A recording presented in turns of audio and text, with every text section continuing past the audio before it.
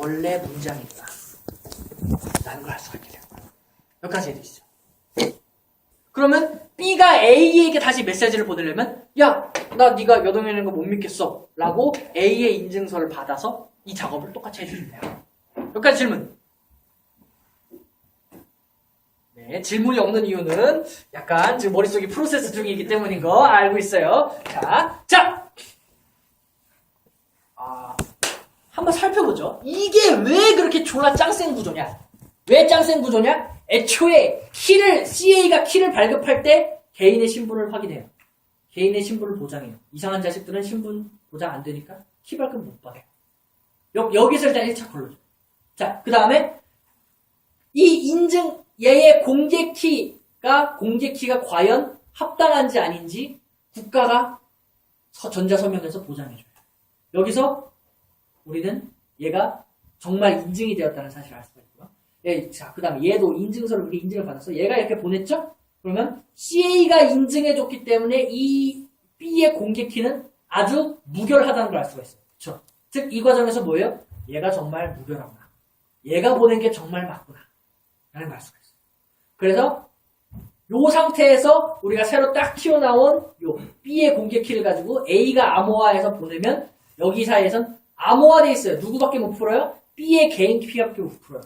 그러니까 여기 사이에서 누가 데이터를 가져가더라도 할 수 있는 방법이 없어요. 알아낼 수 있는 방법이 없어요. B 말고는 알 수 있는 방법이 없어요. 그래서 기밀성도 보장돼요. 모든 것이 다 보장돼요. 이런 기술이 이거밖에 없어요. 이거를 보장하지 않는 방법으로 과연 전자상거래를 합당하게 잘 할 수 있을지 저는 잘 모르겠는데, 그러니까 이 PKI 구조가 현재 가장 안전한 방식으로 아직까지도 몇 년째지만 아직까지도 사용되고 있어요. 대한민국 공인인증서의 여러 가지 문제점은 물론 많이 있는데 여기에 사용되는 이 구조적으로는 이게 가장 안전한데 여기에 사용되는 세부적인 알고리즘이나 세부적인 키 같은 거에 약간 올드 패션드한 걸 써가지고 한번 교체를 한 적도 있고요. 그런 문제점들이 있죠. 그리고 무엇보다 중요한 것은 이 개인 키 있잖아. 개인 키는 개인이 잘 관리를 해야 되죠. 그쵸? 개인이 잘 관리를 해야 되는데 여러분의 PC는 대부분 국민들의 PC는 대부분의 국민들이 잘 관리를 하지 못하기 때문에 이것이 절대로 어딘가에 전송되지 않고 얘만 알고 있어야 된다는 전제인데 그 전제가 말이 안 돼요. 이걸 누군가 가져갈 수 있는 거예요. 공인인증서 탈취. 그래서 대한민국 공인인증서 얘를 다시 뭔가의 대칭키 암호화를 해가지고서는 암호화를 시켜놓는데 그것도 어쨌든 대칭키 암호화니까 브루트포스, 무차별 공격 1부터 끝까지 다 대입해야 되는데 아니면 이 PC가 어차피 뭐 뻗어있는 PC니까 얘의 입력 키보드 값을 뭐 도청을 해가지고 가져가는 여러 가지 방법을 뚫어낼 수가 있어요. 결론보다 이 컴퓨터의 사용자의 책임이 굉장히 크죠. 근데 물론 막으려고 노력한다고 해서 그들의 공격을 정말 막을 수 있느냐는 별개의 문제지만. 네. 그럼 근데 굳이 저거를 하는 데 있어서 액티브엑스를 해야 되는 건가요? 왜냐? 이 액티브엑스 문제가 왜 나왔냐면 미국은 법으로 암호화 알고리즘을 외국에 사용하거나 수출할 수 없게 돼 있어요. 그럼 구속을 해요. 그래서 문제가 뭐냐 하면 당시에 인터넷이라는 것이 그나마 발달한 곳은 한국과 미국밖에 없었어요. 한국에서는 전자상거래에 싹이 태동하고 있었어요. 정부에서 전자상거래를 해줄 수 있게 해주고 싶어요. 이걸 해주면 경제가 막 발전할 것 같아. 그런데 정상적으로 암호화를 할 수 있는 방법이 없었어요. 왜냐하면은 당시에 높은 수준의 이 키의 사이즈가 높을수록 안전하다고 그랬죠? 키의 사이즈가 어느 정도 그래도 합리적인 길이 이상의 길이로 암호화할 수 있는 기능을 제공하는 웹브라우저가 있었는데 인터넷 익스플로러가 뭐 넷스케이프가 뭐든 다 가능했는데 외국에서 사용하는 인터넷 익스플로러 등등의 웹브라우저에서는 미국이 사용 못하게 막았어요. 그래서 미국이 아닌 국가에서 통신을 할 때는 암호화가 의미가 없는 프로그램에서 13초 돌리면 누구나 뚫어낼 수 있는 암호화밖에 할 수가 없었던 거예요. 왜냐? 미국이 그렇게 금지를 해서. 인터넷 세상은 미국의 말 한마디에 왔다 갔다 하는 경우가 되게 많거든요. 그래서 대한민국에서는 골머리를 썼습니다. 미치겠네 이거 어떡하지? 전자상거래의 열망은 이렇게 크고 이거면 경제 완전 빵빵 뜰 수 있을 것 같은데 미국이 웹브라우저에서 암호화를 못하게. 그러면 이렇게 하자. 웹브라우저가 다른 프로그램을 로딩시킬 수 있게 하자. 그리고 그 로딩된 프로그램이 이 데이터를 암호화하게 한 다음에 웹브라우저에게 다시 돌려주자. 그럼 웹브라우저는 이거를 그냥 전송하자. 이렇게 된 거예요.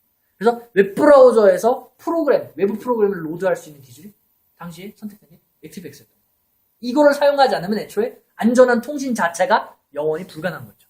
자, 그래서 대한민국은 이런 방법을 통해서 드디어 우리도 제대로 된 암호화를 해서 안심하고 전자상거래를 하든 뭐 비밀번호를 입력하든 뭐든 할 수 있는 세상이 됐어요.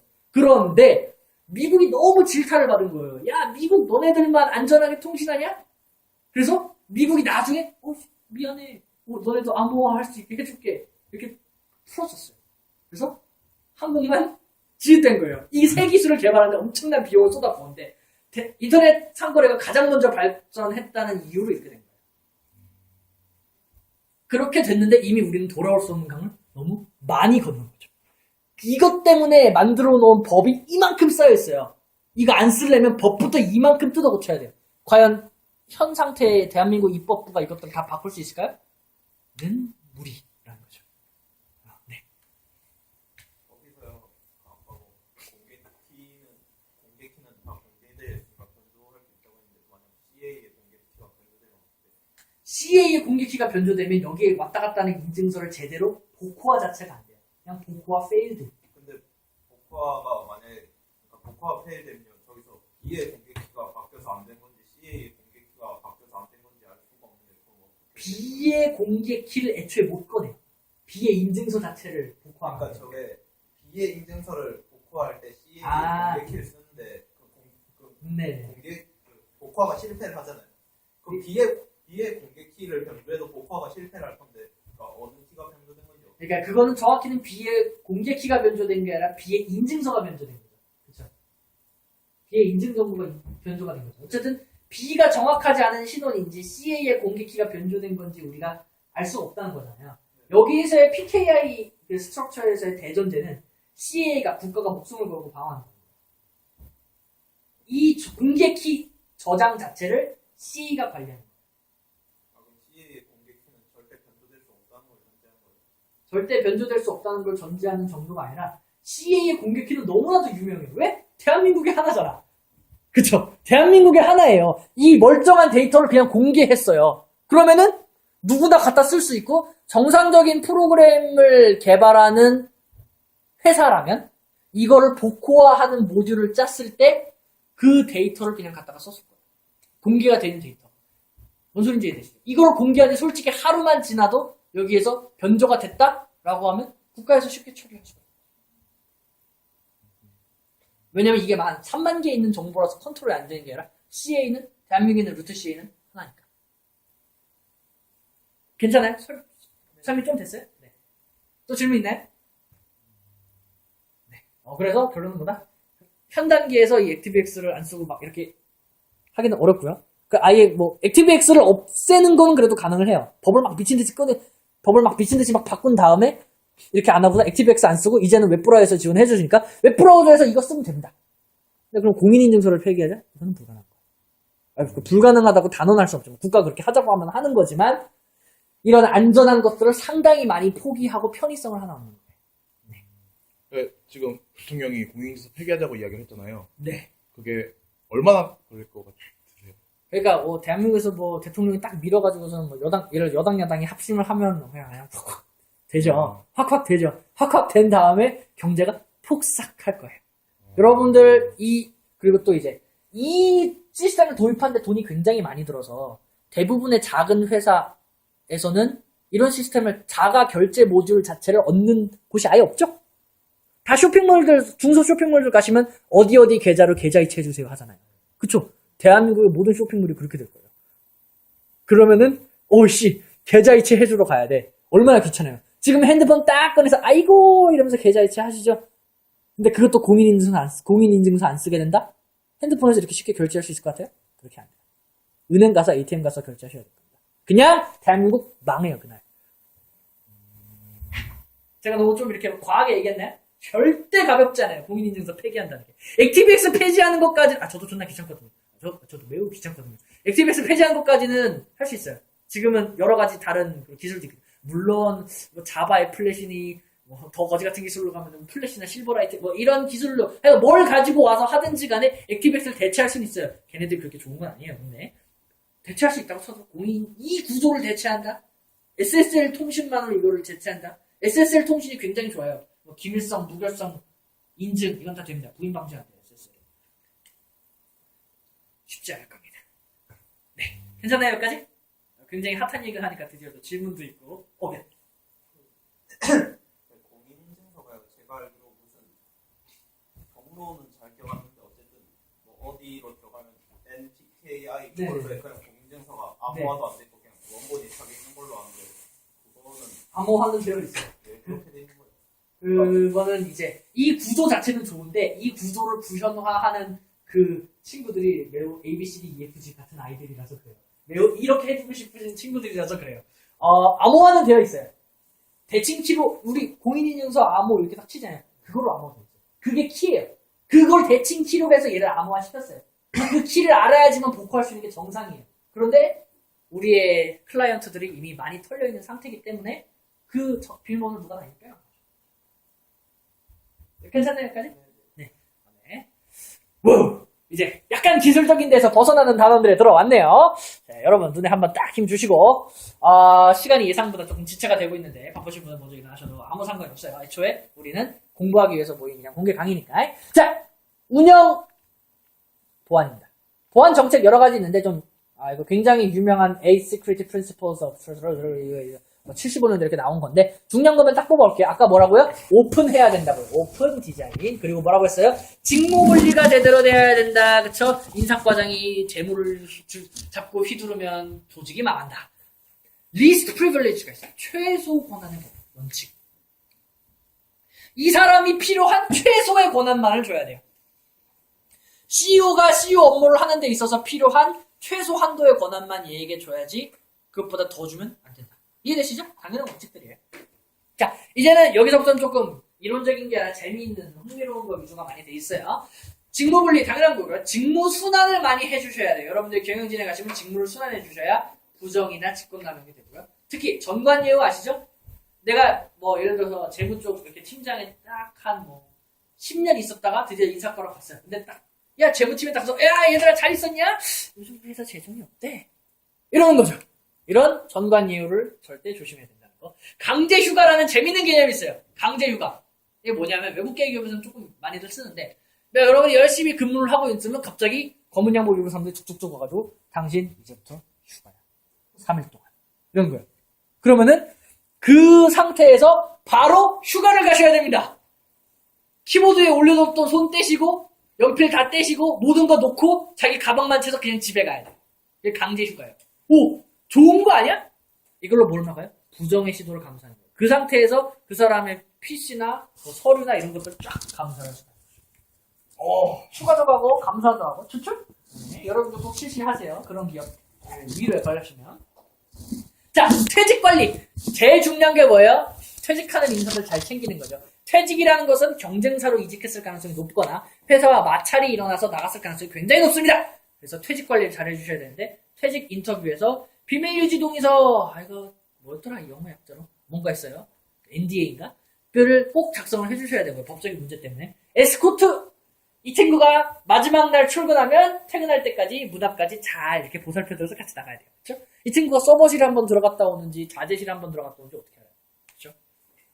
그리고 나가자마자 사용자 계정의 효력을 정지시키는 건 당연한 거고요. 출입문 비밀번호 당연히 바꿔야 되고 이거 잘 안 해요 요즘 회사들. 그렇죠? 누구 한 명 팀원 바뀐다고 해서 비밀번호 바꾸나요? 그렇죠? 바꾸셔야 정상이죠. 아이디나 회사 재산 같은 것들을 평소에 잘 이쁘게 관리하고 있다가 반납시켜야 돼요. 자, 그다음에 침투 테스트라는 게 있어요. 여러분들이 경영진이 되시면 침투 테스트 꼭 하세요. 우리 회사를 공격하는 겁니다. 영문도 모르고 자신을 공격한다. 영문을 알고 공격하셔야 되는데 비밀유지 동의서를 확보를 합니다. 해커 집단들이 있어요. 테스트 해주는 집단이 있거든요. 테스트 해주는 집단에게 화이트 해커들에게 비밀유지 동의서를 반드시 받고요. 경영진이 승인을 해준 다음에서 취약점이 있는 점인지 야 너네가 우리 회사 뚫어봐 하는 거예요. 발견되면 얘네들이 보고서를 이쁘게 써서 보내줘요. 대처하는 방법도 써주고요. 얘네가 컨설팅 업무도 하고 있으면 야 이렇게 해서 우리가 대처해줄게 얼마에까지 같이 써줘요. 그러면 그것들을 잘 살펴보셔서 여러분들이 체크를 하셔야 됩니다. 여러분의 회사에 있는 소중한 정보를 챙기셔야 되고요. 화이트박스 테스트, 블랙박스 테스트라는 게 있어요. 화이트박스 테스트는 우리 회사의 정보를 미리 가르쳐 주는 거예요. 우리 회사는 뭐 무슨 OS, 뭐 몇 버전 쓰고요, 무슨 프로그램 쓰고요, 무슨 DB 쓰고요, 서버는 이렇게 구성되어 있고요. 해커팀이 딱 가르쳐 주는 게 화이트박스 테스트. 블랙박스 테스트는 아무것도 안 가르쳐 줄게. 그냥 뚫어봐 하는 거예요. 성격이 약간 다르기 때문에 결과도 약간 다르게 나오고 우리가 얻을 수 있는 것도 약간 다르고. 자, 블라인드 테스트는 기술팀한테 가르쳐 주지도 않고 테스트하는 거예요. 경영진만 알고 최고 경영진만 아는 상태에서 테스트하는 거예요. 진짜 우리가 비상난 것처럼. 이해되시죠? 담당 근무하는 사람은 정말 빡치겠지만 이런 테스트도 가끔은 해야 조금 우리가 안전하게 챙겨갈 수가 있어요. 자, BCP, DRP 리스크 관리 봅시다.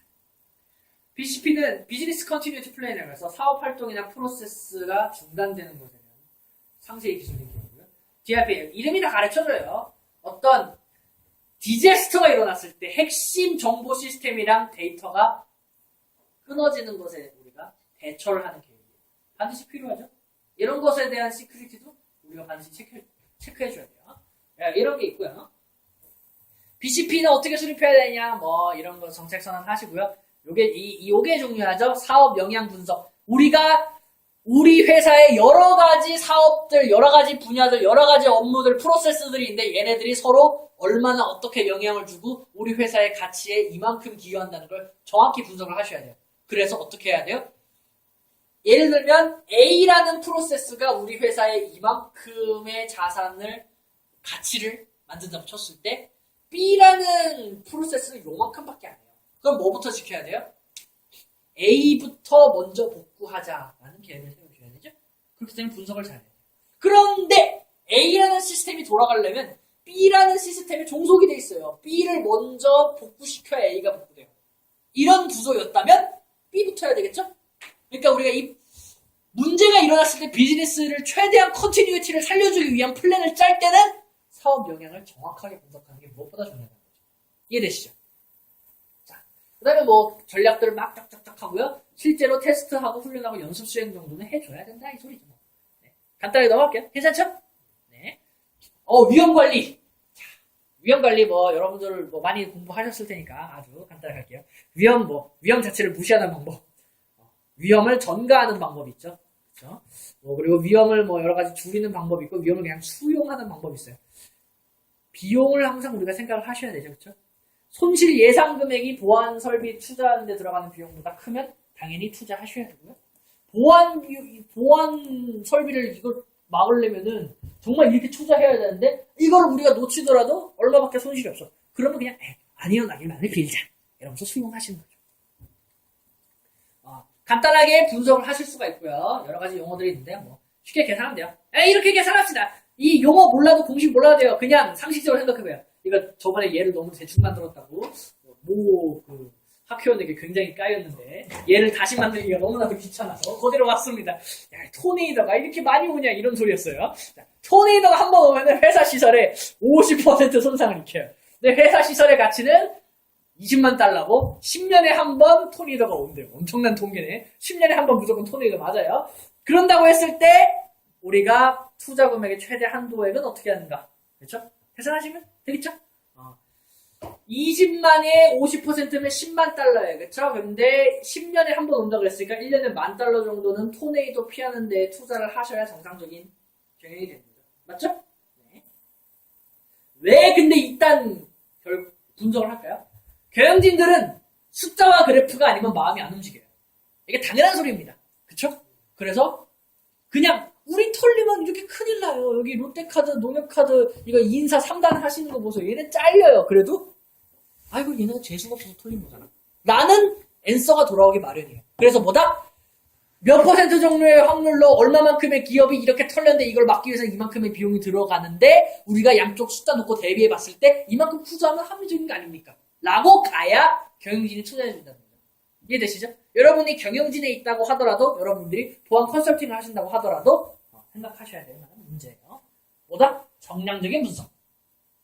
자, 이 DRP, 디제스터의 리커버리에도 사용할 수 있는 복구 전략인데 여러 가지가 있어요.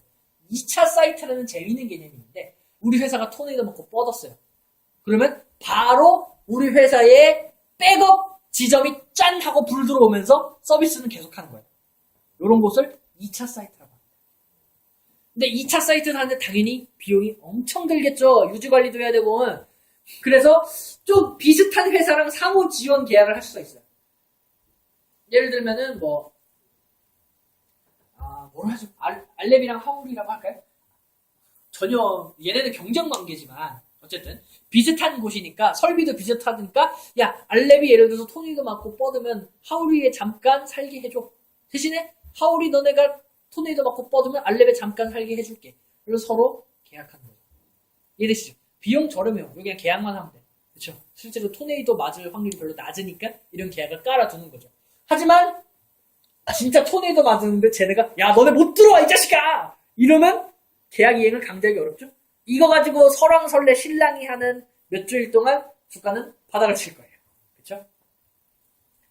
왜? 게다가 특히 이런 게 유사한 장비나 시스템을 가진 그런 곳은 대부분 경쟁업체예요. 네, 이런 게 있다. 2차 사이트는 이렇게 보통 구성이 있죠. HVAC. HVAC이 뭘까? 히팅, 벤틸레이팅, 에어 컨디셔닝. 그래서 난방, 냉방, 환풍. 요게 가능한, 즉 뭐다? 사람이 일할 수 있는 최소한의 환경이 갖춰진 걸 HVAC이라고 하고요. 여기에 네트워크 장비가 되어 있는 거. 요까지만 갖춰져 있는 2차 사이트를 수준이 낮은 2차 사이트다. 그래서 콜드 사이트. 그리고 좀 업무를 하기 위한 하드웨어, 소프트웨어는 그래도 준비가 되어 있다. 라고 하면 웜 사이트. 여기에다 우리 회사에서 사용 중인 여러 가지 서비스들이 올라가 있다. 그리고 우리 회사의 DB를 상시 백업을 받고 있다. 그러면 핫 사이트라고 해요. 웻웨어는 뭘까? 웻웨어. 웻웨어는 사람이에요. 사람을 웻웨어라고 해요. 인력을. 왜 웻이냐면 수분이 많아서 그렇대요. 진짜예요? 웃기려고 그러는 게 아니라 사람까지 대비를 시켜놓은 곳도 있겠죠? 사람까지 대비를 시켜놓으면 거의 미러링이라고 해요. 미러링 사이트라고 하는데 사람까지 대비시켜놓을 만한 그런 가치를 투자할 만할 수 있는지 모르겠네요. 드디어 물리보안을 넣어서 끝이 보인다! 물리보안! 여러분들이 잘 평소에 신경 안 쓰셨던 부분이죠? 재밌어 보이는 것만 뽑았어요, 이것도. 물리보안이 뭐다? 디펜스의 첫 번째 라인이다. 그래서 신경을 많이 쓰셔야 돼요. 의외로 여러분이 경영하실 때. 그리고 여러분이 보안 담당이 되셨다? 물리보안에 의외로 신경 많이 쓰셔야 됩니다. 자! 자산의 보호가 목적인데 자산은 데이터만 있는 게 아니라 임직원의 안전도 포함한 거예요. 그쵸? 임직원도 자산입니다. 범죄 억지와 방지에서 울타리 경비원 이런 거 하시고요. 동작 탐지기. 그쵸? 서버실에서 지금 아무도 없어야 되는데 동작이 발견됐어. 이러시죠. 연기 탐지기. 서버실에서 불이 났어요. 그러시죠? 경비원이 사고 진단을 가장 인텔리전트하게 할 수 있는 그런 친구이기 때문에 경비원들을 많이 이렇게 대동을 하는데 항상 경비원은 또 항상 양날의 검이죠. 이 친구가 들고 튈 수도 있다는 그런 위험을 가지고 있습니다. 네. 정책은 언제나 현실을 반영해야 된다는 것을 항상 생각하셔야 돼요. 자, 예를 들어 봅시다. 우리가 CCTV를 회사에 투자해서 쫙 깔았어. 이제 우리 회사 훨씬 안전해졌다. 생각해보니까 이 CCTV를 보고 있는 애가 없어. 그쵸? 나중에 이거는 털렸을 때 범인 잡는 거밖에 안 돼. 바로바로 알았으면 좋겠는데, 탐지됐으면 좋겠는데, 그래서 CCTV 앞에 이거 보고 있는 경비원 안 쳐놔요. CCTV 10대 있고 안 쳐놔요, 경비원. 그럼 경비원 이거 평생 보고 있습니까?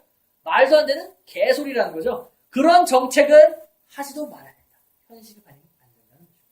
당연하게 정책 세울 때는 법규 준수를 해야 되고요. 당연히 용인 가능한 위험 레벨, 비용 대비 효과를 하셔야 되고요. 레이어드 디펜스라는 말은 말 그대로 레이어드하게 디펜스 하자라는 직관적인 말인데 서버룸은 반드시 회사의 가장 중심부에 놓는 것이 당연한 것이다 라는 상식적인 얘기입니다. 자, 여기서 질문! 우리 회사가 너무나도 잘 나가서 빌딩이 있어요. 지하 3층부터 47층까지 있습니다.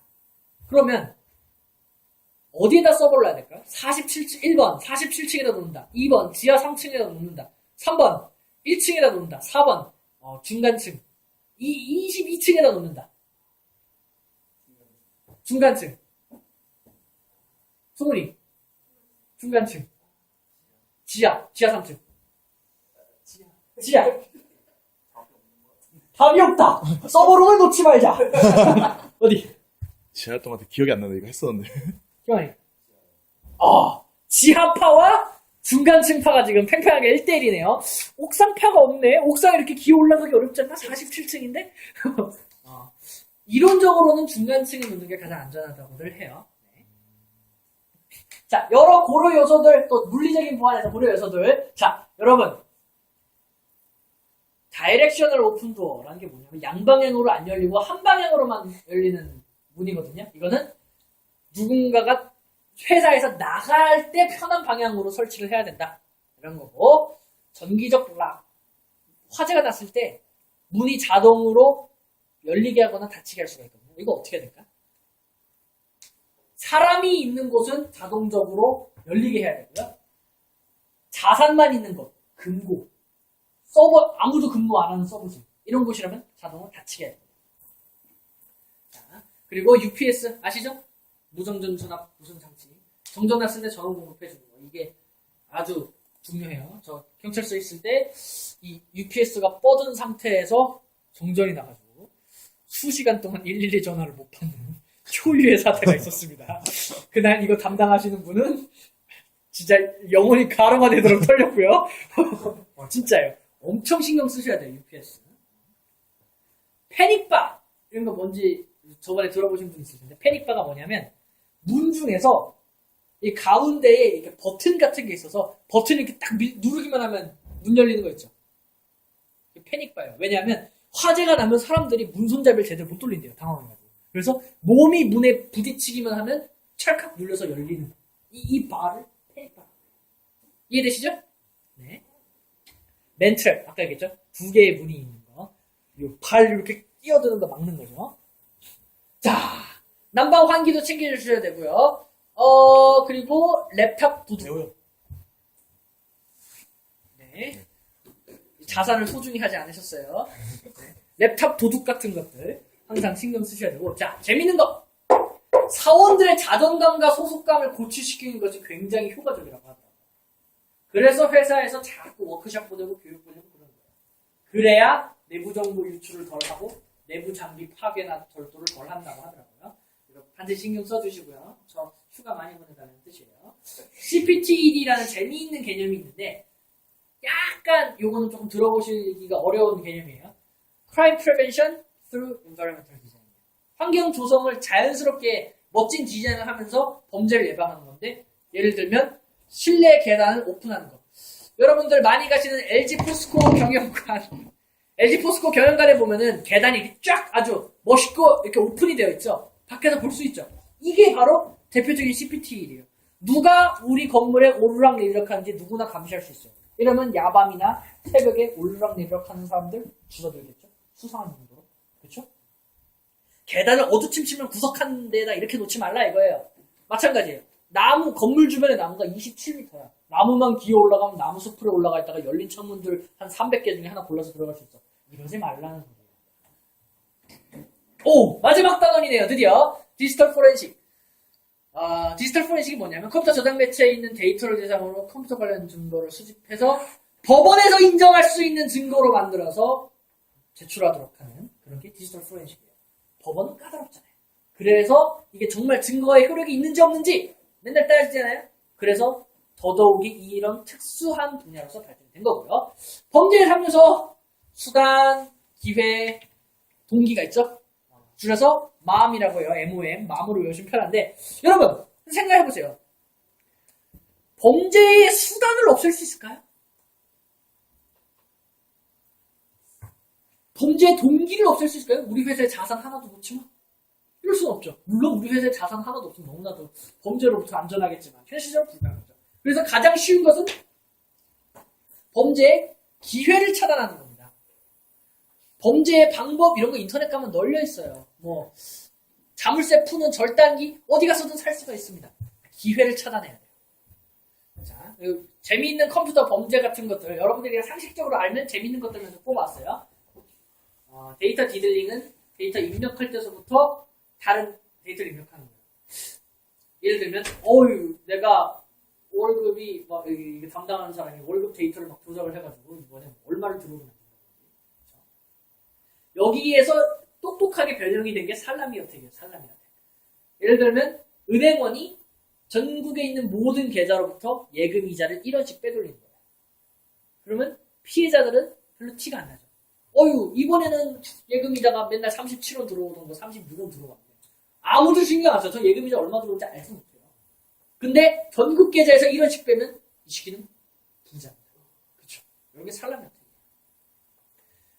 그리고 이거 굉장히 엄청난데 이 모니터에서 방출되는 이 전자기파를 건물 바깥에 가서 이렇게 수신을 해서 분석해가지고 저 친구 지금 모니터에 지금 무슨 그림이 떠 있는데 무슨 엑셀표가 떠 있는데 알 수가 있어요. FBI는 그게 된대. 네, 그렇다고 하더라고요. 피싱 아시죠? 여러분 피싱. 컴퓨터 범죄는 숨기기도 쉽고요. 발각했을 때 원인 규명하기 어렵고요. 증거가 무형인 게 많고요. 그리고 외국에서 이제 인구가 많으신 모 국가에서 많이들 들어오시기 때문에 교차사법권 관할권 문제 때문에 아주 골치가 아파요. 그리고 새로운 기술 새로운 플랫폼 막 나오는데 입법부는 맨날 싸워요. 못 따라오는 거죠. 이래서 어렵습니다. 그래서 디지털 증거를 채취할 때는 최대한 원본을 훼손하지 않도록 채취하는 게 가장 중요한 거고요. 그 일련의 과정을 체인 오브 커스터디라고 해요. 그래서 수사관이 현장에 딱 도착했을 때부터의 모든 과정을 다 그냥 아주 이쁘게 기록하는 거예요. 다른 말 안 나오게. 문서를 시작하고요. 모니터가 딱 있는 거를 일단 모니터에 뭐 떠 있는지부터 찍고요. 그리고 램에 있는 내용, 그리고 뭐 네트워크에서 왔다 갔다 하고 있는 패킷들을 그대로 수집을 하고요. 디스크를 그냥 살펴보는 게 아니라 디스크 이미지를 따로 특별한 툴로 떠가지고 그 이미지를 대상으로 조사를 하고요. 원본 정확히 복사했는지 아까 뭐라고 했어요? 해시 쓴다 그랬죠? 네. 확인을 하고 시스템 종료하고 시스템 주변에 내부 차단하고 그리고 이런 짓까지 돼요. 정전기 방지 손목 밴드, 정전기 방지 가방에다가 자료 넣는 거예요. 왜? 우리 자기 디스크에 쓰잖아요. 그쵸? 마그네틱 디스크 때문에 정전기가 탁 튀면 비트가 변전하는 거예요.